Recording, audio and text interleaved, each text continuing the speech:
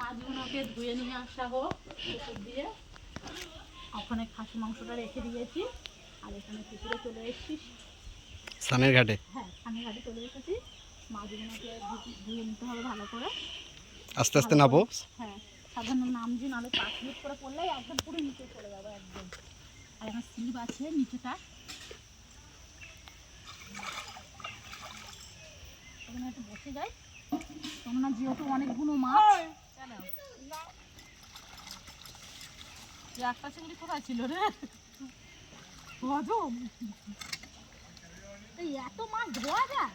এখন ঢাল, এখন ঢাল। এত মাছ কেন? কে নিয়ে আসতে পারছে? কে খাবে এত মাছ? হ্যাঁ, এত মাছ খাওয়ার লোক নেই, তাও এত মাছ কিনেছে আমার মা। আমার মাকে বলেছিলাম যে এত মাছ কিনো না, আমার মা কত মাছ কিনে নিয়ে কিনে কিনে রেখে দিয়েছে জামাইদের জন্য, খাবে।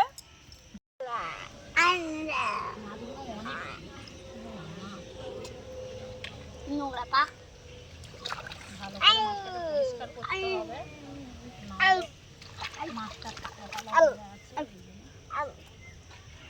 কি মাছ যেন বলে। মাছগুলোকে তাড়াতাড়ি করে ধুয়ে নিই, এদিকে তাড়াতাড়ি ধো, তাড়াতাড়ি রান্না করতে হবে, হয়ে গেছে। দিদি এটা কি রে? মাছের ভিতর ওষুধ? হ্যাঁ। এ বাবা, মাছের ভিতর ওষুধ কোথা থেকে এলো? মাছে মনে হয় ওষুধ খেয়ে নিয়েছে। উমা, মাছের ভিতর ওষুধ? এটা কি ওষুধ আমি তাও তো বুঝতে পারছি না।